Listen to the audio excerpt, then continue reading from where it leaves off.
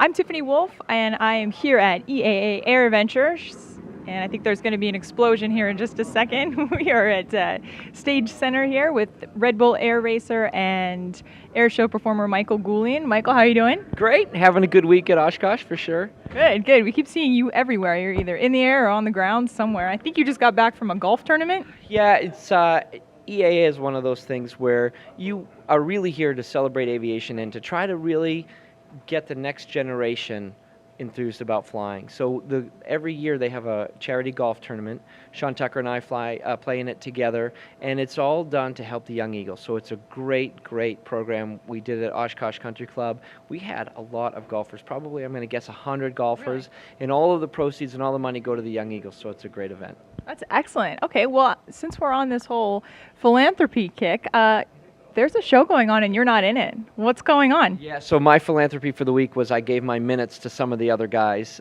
because I broke my airplane. So yesterday, during pre-flight, we found that there's a little wrinkle in the wing, and we have a crack in one of the wing skins. So the airplane it's airworthy to fly straight and level, not airworthy to fly in the air show or any heavy aerobatics. So it's on its way from Oshkosh directly to Florida.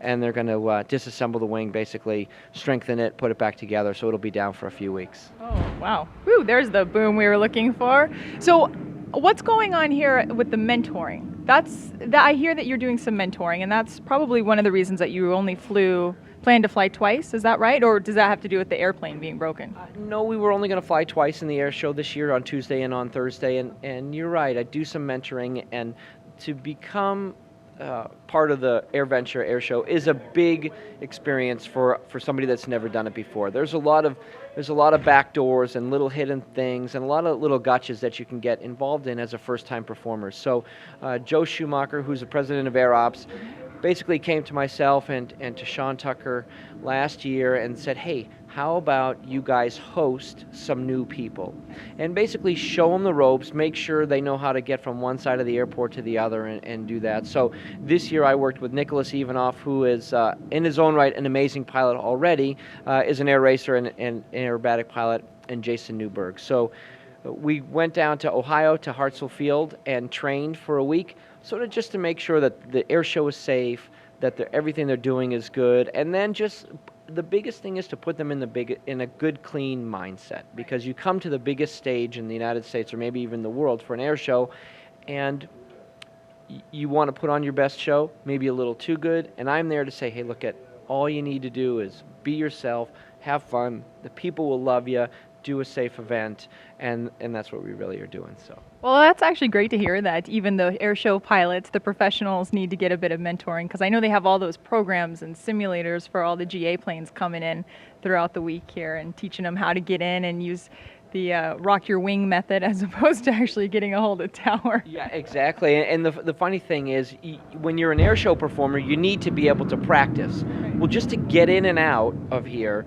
during the week at busy times is very difficult, and the aerobatic airplanes don't have much fuel, so there's a secret back door, the prison arrival it's called, and that's how the air show performers get in. There's a prison out there to the north, we circle there, come in, and there's a secret practice area we go to, and all of those little things, and just to try to get from one side of the airport, from the Weeks hangar where we're all housed, over to here is a challenge. So you could spend an hour and a half just taxiing to get over here. So all of those little things, just getting these guys to learn the ropes, and really, truly, after a day, I said, okay, I've got it, I'm figured it out. Thanks a lot, Michael, for the help, but I'm out of here. Okay, good, you're on your own.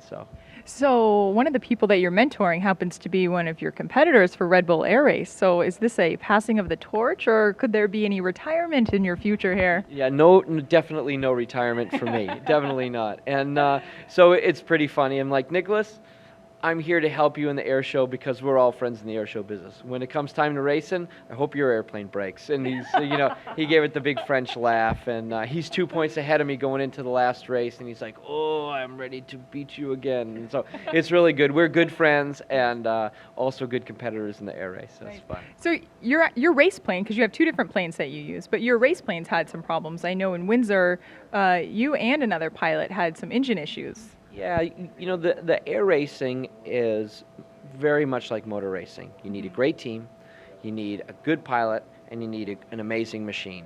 And so Kirby Chambliss and I went together to build basically in-house engines.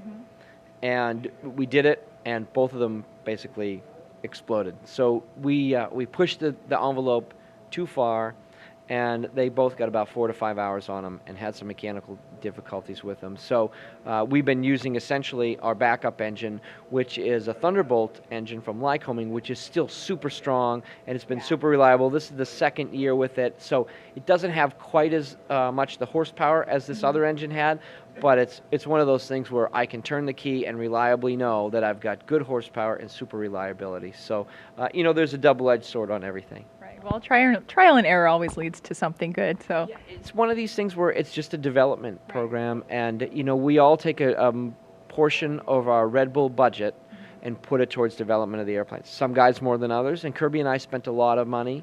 And it's just one of those things that if you're going to be in the racing business, there's sort of a percentage of the cash that goes down the toilet in things that you try that you never get back, and that's just one of them. Yeah, that's great. So you guys are going to be leaving here soon and going to Germany, is that right? Yeah, so we're sitting here talking on, I guess today is Wednesday, and we'll be on an airliner going to Germany on Saturday. I leave here Friday, get home, switch bags, take off the ASB shirt, put on my number 99 shirt, and off I go to Germany. That's great. And you actually got a new sponsor for your race team, is that right?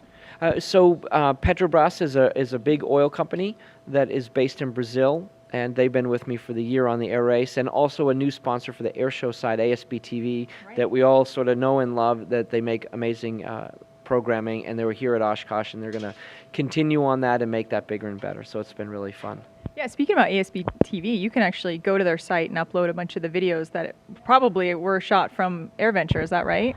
Yeah, absolutely. There's really a lot of aviation programming on there, most of it in HD, some done by ASB.TV themselves, and then some of it done by really amateur editors, but in a professional way. So they've got the best of the best on there. So if you like warbirds, aerobatics, military stuff, it's all on there for the aviators. So it's everything for you. That's great. Okay, well, one final question. We don't want to take up too much of your time, but with all the flying that you're doing the high performance, all of the acro, the racing, do you ever just want to get slow and low again and get back into Cub or something?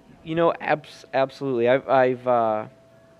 I've flown a lot of corporate stuff, Learjets and Citations for a long time, and I haven't done that now in about 6 years. I've just been really too busy. Once we started flying Red Bull, it all became a full-time thing. And I miss that disciplined flying as well, flying in the weather and all of that. So I have an itch to scratch on the corporate side and also on the Cub side. And I keep saying to my wife, hey, we're going to get a Cub, and I said, Emily, can we have a pink Piper Cub? That's my little 4-year-old girl. And she says, Daddy, yeah, pink Piper Cub would be great. So that's my way to get Karen to let me buy a Cub. Right. And then, because that, if you get to fly a jet, you get to fly a Cub, those are the two greatest things in life. And you put the aerobatic airplane in the middle, and you've covered all bases. That's great. Well, thank you so much for joining us. It's my pleasure. And our guests and listeners can actually find you at, what's your website, MikeGoulian.com? Yeah, exactly. You can go to MikeGoulian.com. Also, I love Twitter, do a bunch of tweets, and then also on Facebook as well under Mike Goulian Air Shows. Okay, excellent. Well, we look forward to seeing you in the sky. Thanks a lot, Mike. Thank you.